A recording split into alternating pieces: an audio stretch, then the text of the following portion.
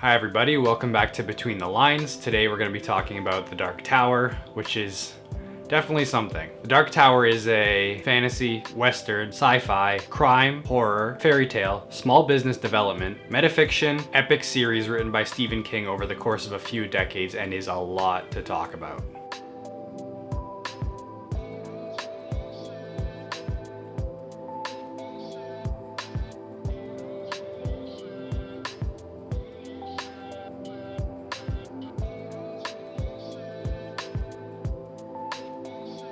So for the first part of this video, it's gonna be relatively spoiler free. I don't want to give too much away. It'll be friendly to people who haven't read the series or maybe thinking about starting it and want to know what my thoughts are and whether or not they should, take the dive and start reading it. Later on in the video, we'll get into spoilers and really dive into the details of what I enjoyed or didn't enjoy out of this series, and there's quite a bit to go through. To give you sort of a background and premise on the story, it begins by following Roland Deschain, who's the last gunslinger, an order of sort of cowboys out of a spaghetti western meets Arthurian knight, and he's tracking somebody across a vast desert called the Man in Black. We don't really know why, except that he wants information about something called the Dark Tower. We don't know why he's going after the tower, and very little about who Roland is when the story starts. And that's all I really want to say. I think that saying anything more will kind of not ruin the experience, but take away a bit from it. It's really worth it to just kind of go through it on your own and see where the story goes over the course of 7 books. I haven't read too many gigantic, well, this isn't necessarily gigantic compared to some other fantasy series out there, and I feel so empty coming out of this. It's been a couple weeks now since I finished the series, and I'm kind of slowly feeling like I'm getting back to normal, not having the Dark Tower in my life. But it was truly a journey and really started for me about 6 years ago. So I was a bit of a latecomer when it came to reading Stephen King. I never really read any of his books growing up or had much to do with horror at all. I was actually really scared by anything to do with horror until I was about maybe 19 or 20. And then from that point on, once I started getting into the genre, I started thinking, okay, I need to read some of the kind of staples of the genre. And Stephen King is probably the biggest name in horror, at least when it comes to books. So I didn't really know where to start with his body of work, and I kind of just picked one, not really randomly, but just based on the back of the book when I was at the store, and that was Salem's Lot. And from there I was sold and I kept reading. So I read Carrie, I read The Shining, and then from there I discovered that Stephen King had apparently written a fantasy series, and me having grown up reading quite a bit of fantasy, I went, oh, okay, I need to read this. And I found The Gunslinger by chance, actually, at a comic book store of all places, a used copy, and that was actually the first used book I bought and had nothing to do with my current hobby of collecting used books. And I read it right away. I really enjoyed it. I thought it was super unique and totally different, especially coming from Salem's Lot and Carrie, and I was hooked. I was into it and went right into Drawing of the Three. I read the first third of Drawing of the Three up until the part where, without giving anything away, they're on an airplane. And I was thinking to myself, this is great. Oh my God, it's taking such a different turn. Where is this gonna go? And then a new semester of school started and I completely dropped it and didn't continue the Dark Tower until 5 years later. So 5 years later, which is last summer, I think to myself, okay, I'm getting back into fantasy and reading a lot more. I'm gonna finish the Dark Tower, let's do this. So I read The Gunslinger again. It was great. I enjoyed it as much as I did the first time, if not more. I get to Drawing of the Three, and the exact same thing happens. So another year goes by, and of course I'm here at the beginning of this summer thinking to myself, this is it, this is the year, I'm gonna finish the Dark Tower.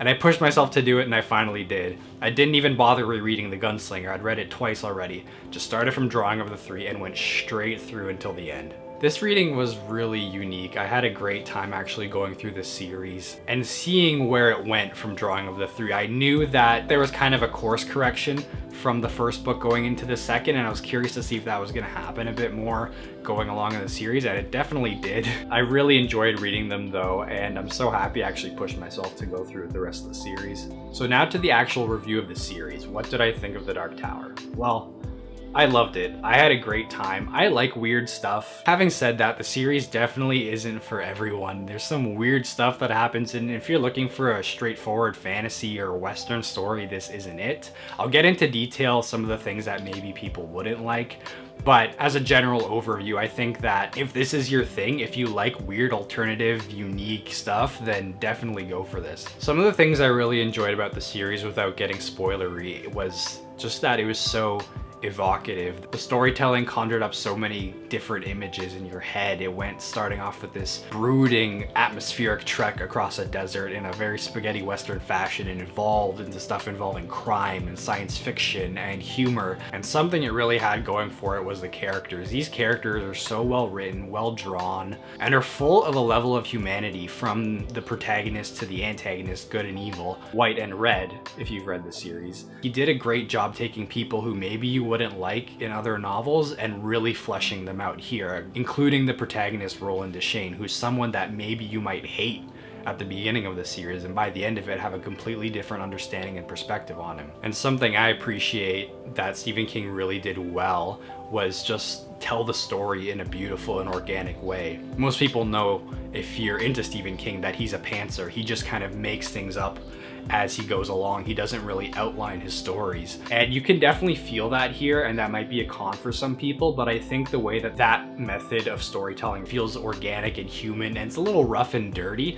but really brings a beauty to the story. And especially in book 4, Wizard in Glass, I felt that this kind of storytelling was really well crafted and had a living, kind of breathing aspect to it. Another thing I really liked was the world itself. In the range of soft to hard world building and magic, this is probably more soft. Nothing is really that concrete. He's always throwing new things at you. And the world is so crazy. I mean, it starts off with gunslingers, cowboys, and in the same chapter you see a man with a bird head, and then a few chapters later you get an oracle, and then you get flashbacks to this knightly city of Gilead, and it's all over the place, but in the best way possible. And now I'll get into some things that maybe didn't work as well for me, or things I want to bring up if you're considering reading the series. And one of those is inconsistency with quality. I would say that the first book is one of the not weaker entries, but it's definitely different and not the same kind of story as the rest of the series is. The books go like this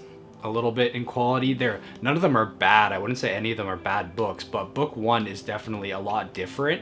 And without giving too much away, book 6 is very weirdly structured in the series, where it almost feels like parts could have been shifted into books 5 and 7 to create just a 6-part series. Another thing is, if you don't like coincidences in your storytelling, I would stay away from this, because coincidences are a huge part not only of the storytelling but of the actual story itself. And if you're someone who doesn't like plot holes or things to just kind of happen randomly or luckily, you're definitely not going to enjoy the coincidences that happen in these series, especially from book, I would say 4, 5 onward. Another thing I want to bring up without hopefully giving too much away is that there's a level of anticlimax in the series. It's intentional, I believe, that King, would build something up for maybe a book or multiple books, and then when you finally get to the point where that comes to a head, it's not what you expect. It's a subversion of what you expect. And different people will react to that in different ways. I don't really mind anticlimax as much if it's intentional like it is in these books, but if you're very excited, there's a very intriguing mystery and it's building up over books and books and books, and it gets to a point where it does something you're not expecting, and maybe not in a satisfying way, then you should be aware of that. And lastly, there are the Kingisms, or the things that Stephen King notoriously does in his novels that kind of put people off. Having the Dark Tower be the opus of his book universe really presents an opportunity for him to put a lot of this stuff in. And that includes tangents. Stephen King is famous for going off on a lot of tangents. If you're not into those, there's plenty of that in here, so just be warned. And there's also the weird sex stuff. If you've read Stephen King, you know what I'm talking about. Shout out to my friends who've read it. And there's certainly a level of things that haven't aged well. The first couple books were written in the 70s and 80s, and there's things that don't really hold up as well in the light of 2021. And I'd like to say that it's only in those first couple of books that there's a couple of tough things, but even in the last couple of books, there's still some stuff. So that's my spoiler-free section of the review. I know it's a little vague, but I tried to be vague because talking about anything in detail with regards to this series is giving it away. But for those who have read the series, thank you for sticking around, because we're going to talk details now. From here on out, it's just going to be spoilers about the entire series. So let's start this spoiler section with talking about maybe something that I liked but other people didn't, and that is the controversial last 3 books. I talked about how the last 3, and I guess the whole series, have a weird structure to it. But putting that aside, I just wanted to talk about the storytelling of the last 3. As most people know, Stephen King hadn't finished the series by the time he got into his big accident in 1999. And in recovering from that, he wanted to finish the series in one big go, just go from 5 to 7 and get the whole thing done with, because he didn't want to die having left the Dark Tower unfinished. So from this point, there's clearly a change, not in quality, but in direction. You could feel him gearing up for the end. You know, the wheels start turning in book 5 of things that are going to be important in book 7, like the Horn of Eld and Thunderclap, stuff like that. A lot of people don't like these last 3 books, especially the last 2, but I really enjoyed them. I thought 5 and 7 were great. 6 was a bit iffy for me, but that's more so because of the structure rather than the storytelling. And I know something that people maybe don't like about the last 3 books is that they pull a lot from other Stephen King works, to the point where full-on characters from other books are making appearances and are affecting the story. So maybe if you haven't read those stories, you feel like you're missing something or left out. For me, that was okay. Like I said earlier, I've read Salem's Lot, so I knew who Father Callahan was when he showed up in Wolves of the Calla, and really enjoyed his story. That was actually my favorite part of book 5.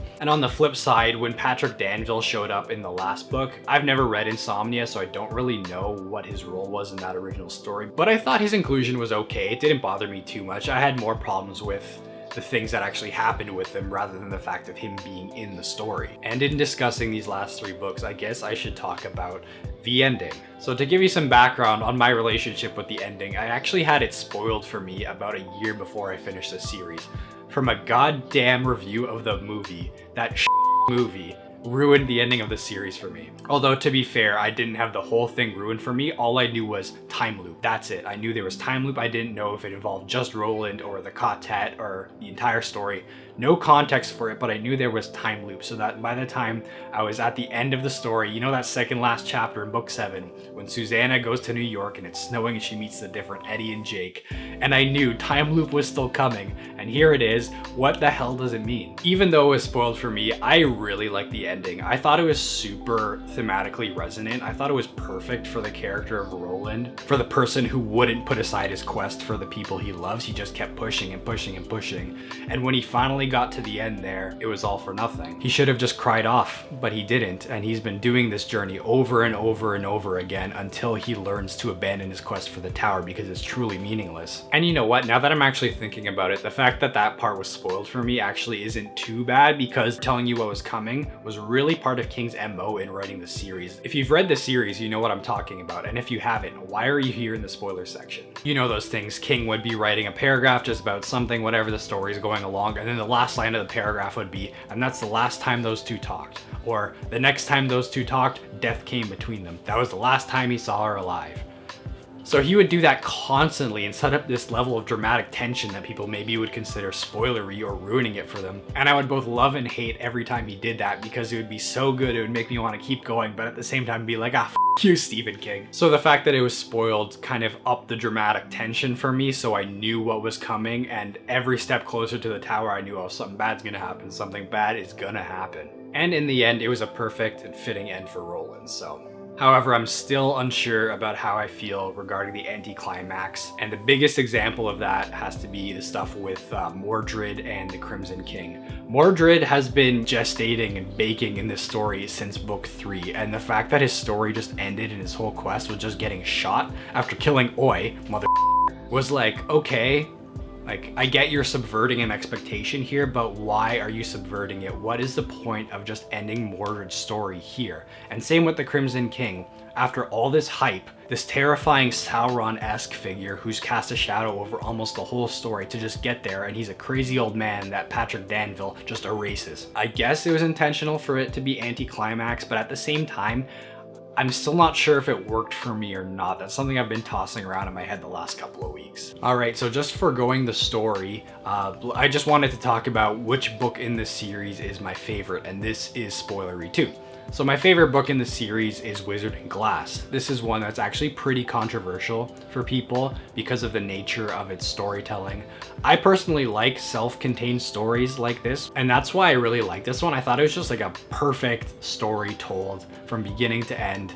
And I'm obviously just talking about the flashback, not the stuff with Blaine or the Wizard of Oz stuff at the end, which was great too. But I just thought it was so beautifully told, and the world was so alive. I felt like I could live in Hambry. I knew it so well by the end of that story, with all the people and the factions there and the geography of it, the way it was written, it was just so alive. And in reading the next book, about a week later, when I read Wolves of the Cala, Caliber and Sturgis didn't really feel as alive as Hambry or Magus did. It just wasn't the same. So I thought King really hit a peak with his writing there. From Roland, who was just a dumb, horny idiot the whole time, to the big coffin hunters who are really great. And learning about Roland's original quartet and kind of how they mirrored his present quartet was something I really enjoyed learning about. And that's the story where we found out why Roland was Roland. Up until that point, we didn't really know why Roland was going after the tower, except that he had to. And to get into why was something I really appreciated, and something I heard in the podcast I was listening to was that this was the most important story in the series, and I agree with that. Alright, so that's it. Those are my thoughts on the Dark Tower series. I could honestly talk about this for hours or days, but I wanted to keep this short enough that people could just get a quick sense of my thoughts and move on with their lives. They don't need to listen to me rambling about the Dark Tower for days on end. Before you leave the video, let me know in the comments if you've read the Dark Tower or not. If you haven't, will you? Or have the things that I warned you about in this review made you realize that maybe this series isn't for you? If you have read the series, did you have a positive experience with it like me, or were you like a lot of people out there who had something a bit more mixed? Don't forget to do all the YouTube stuff like liking, subscribing, and all that, and I'll see you next time.